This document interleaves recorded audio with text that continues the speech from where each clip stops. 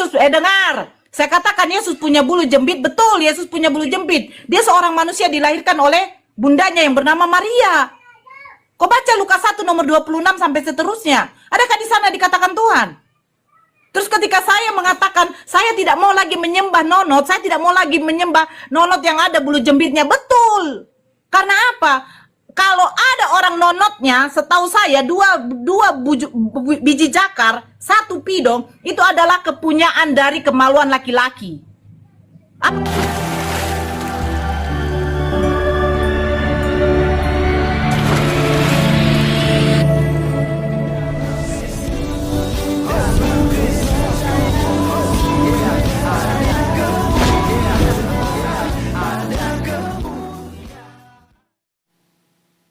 Bismil Abi wal Ibni wal Rohil Kudus Ilahu Wahid. Demi nama Bapa, Putra dan Roh Kudus Allah yang Esa. Amin. Pada video kali ini teman-teman sekalian kita akan membahas mengenai seorang penghujat seorang perempuan muslim yang menurut saya ini sudah keterlaluan Jadi seharusnya pihak kepolisian itu cekatan dalam hal ini. Jadi jangan hanya ketika ada orang Kristen yang membahas Islam, yang membahas Allah SWT dan juga Nabi Muhammad, nah itu langsung dikepung, langsung ditangkap kayak penangkapan teroris begitu Misalnya seperti pendeta Yusuf Manubulu waktu itu gitu. Kemudian Muhammad KC gitu Jadi waduh ramai berapa personil pihak kepolisian datang untuk pergi menangkap. Tapi ketika dari pihak Islam itu menghina Tuhan Yesus, menghina agama Kristen, itu diam seribu bahasa gitu menunggu ada laporan, menunggu ada yang demo gitu Orang Kristen harus demo dulu, harus ribut dulu baru nanti yang bersangkutan diamankan Nah teman-teman sekalian, ini menurut saya sudah sangat kelewatan sekali di mana dia ini mengaku bahwa tidak lagi menyembah nonot tidak lagi menyembah itu Tuhan Yesus gitu, karena itu bukan Tuhan, itu manusia dan sebenarnya silakan saja begitu tapi kemudian ini kan menjadi bahan olok-olokan teman-teman dan artinya menghina ketuhanan daripada Tuhannya orang Kristen ini sebenarnya melanggar aturan. Nah teman-teman sekalian, kita dengarkan dulu seperti apa hujatannya berikut ini. Yesus, dengar. Saya katakan Yesus punya bulu jembit, betul Yesus punya bulu jembit. Dia seorang manusia dilahirkan oleh bundanya yang bernama Maria. Kau baca Lukas 1 nomor 26 sampai seterusnya. Adakah di sana dikatakan Tuhan? Terus ketika saya mengatakan saya tidak mau lagi menyembah nonot, saya tidak mau lagi menyembah nonot yang ada bulu jembitnya, betul. Karena apa? Kalau ada orang nonotnya, setahu saya dua biji jakar, satu pidong, itu adalah kepunyaan dari kemaluan laki-laki. Apakah saya harus menyembah Tuhan saya yang punya kemaluan? Enggak lah, malulah saya. Oke, teman-teman sekalian, itulah bagian pertama dari videonya tadi yang kita sudah saksikan Dan kalian lihat di situ teman sekalian bagaimana kemudian orang ini menghujat Yesus menghujat Tuhannya Kristen Teman sekalian, kalau bagi mereka bahwa Yesus itu samakan dengan Nabi Isa, lalu mereka katakan dia kan hanya utusan Allah, dia hanya nabi gitu. Bahkan Yesus melakukan mujizat itu atas seizin daripada Allah Subhanahu wa taala. Yang menurut saya tidak ada masalah begitu loh. Tapi kenapa kalian kemudian sewot gitu Umat Islam sewot dengan keimanan orang Kristen. Baik di dalam masjid, di pengajian, bahkan ceramah-ceramah para ustadz dimanapun. Yang dibahas adalah Alkitab dan tentang Kristen gitu. Apakah kalian itu dilahirkan atau kalian memilih agama yang diturunkan oleh Allah Subhanahu wa taala kepada Muhammad nabi kalian itu untuk menyerang agama Kristen dan agama Yahudi gitu loh. Jadi apakah kalian tidak bisa sempurna tanpa harus menjelek-jelekan agama lain? Jadi memang Kapolri ini pesan kami sebagai tokoh-tokoh agama, Pak. Bapak menjadi seorang Kapolri itu juga itu Anda bukan khusus menjadi Kapolri untuk agama Islam, tapi Anda menjadi Kapolri untuk semua agama, untuk anak bangsa. Maka kalau ada hal-hal seperti ini itu tidak harus ada pengaduan. Kamu udah tahu sendiri, orang Kristen tahu sendiri, dan Anda sebagai Kapolri juga tahu seorang Kristen kan. Tidak perlu harus ada laporan. baru Anda bertindak menangkap, perintahkan anak buah Anda untuk menangkap ini, gitu. Ya jadi kan udah jelas kan gitu. Bagaimana, coba bayangkan saja jika ini dibalik. Orang Kristen menghujat, jangankan menghujat ya, bilang Muhammad bukan nabi saja, itu udah demo besar-besaran. Udah pasti ditangkap itu siapapun orang Kristen yang ngomong Muhammad bukan nabi gitu. Ya, itu udah diperkarakan. Nah, ini apalagi tuh Mas kalian? Nah, kemudian dia katakan tidak menyembah yang Tuhan yang punya nonot lah, yang punya bulu apalah begitu ya. Ya, teman-teman sekalian, mereka kan hanya melihat daripada sisi kemanusiaan Yesus. Ya. Jadi yang waras itu kan harusnya ngerti. Yesus kan sudah mengambil rupa seorang manusia.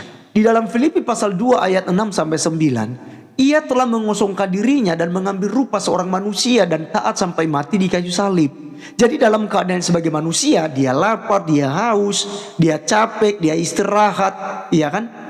Nah, apakah misalnya orang bilang dia nenen, ya kan? Dia netek gitu. Kemudian dia dilahirkan. Iya, kenapa? Karena dia sudah mengambil rupa seorang manusia. Nah, kalau kalian menanyakan hal itu secara baik, ya tidak masalah. Tapi ini kan caranya, ini kan cara menghina gitu, menghujat, apalagi monolog ya.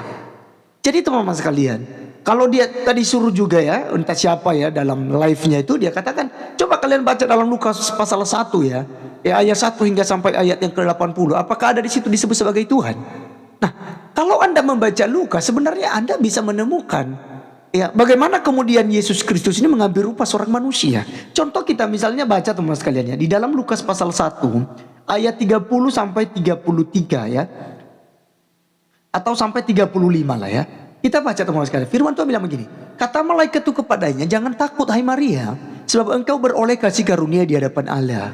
Sesungguhnya engkau akan mengandung dan akan melahirkan seorang anak laki-laki, dan hendaklah engkau menamakan dia Yesus. Ia akan menjadi besar dan akan disebut anak Allah yang maha tinggi.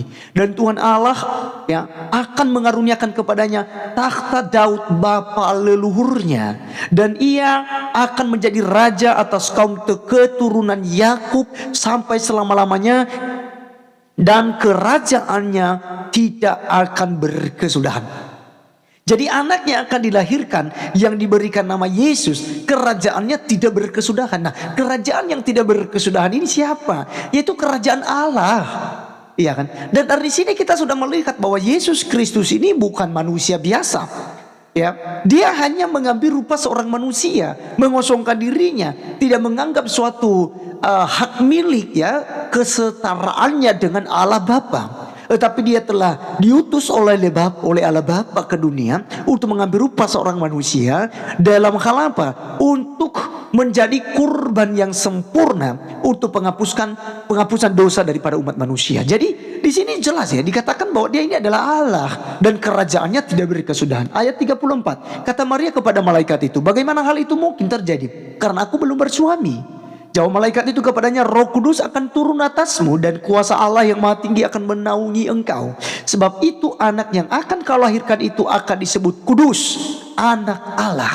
Nah, jadi kalau kita kembali dalam kitab sucinya kalian ya dari umat Islam ya, dikatakan bahwa Tuhan itu tidak beranak dan tidak diperanakan. Nah, ini kan orang Kristen tidak pernah memperanakan ataupun Allah itu beranak dalam perspektif daripada kekristenan. Karena ini adalah bahasa teologis untuk menyebutkan Yesus Kristus ini yang datangnya dari Allah. Ya, dia disebut sebagai anak Allah.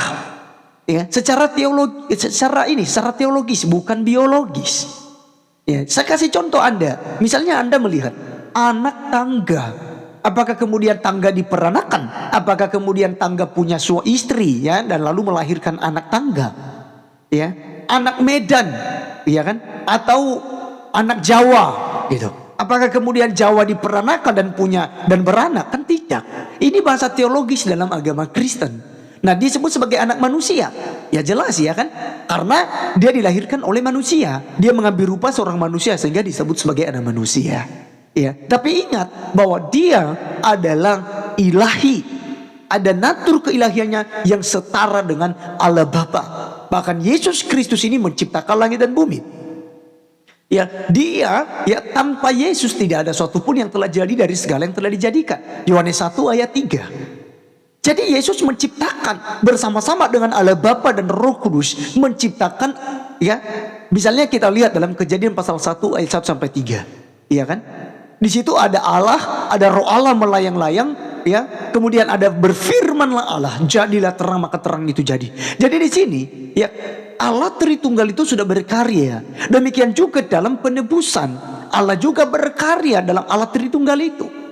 Ya, karena dia tiga pribadi dalam satu hakikat yang tak terpisahkan, tetapi kita bisa membedakan kepribadiannya. Pribadi Allah Bapa, pribadi Anak, ya, dan pribadi daripada Roh Kudus. Itu kita bisa.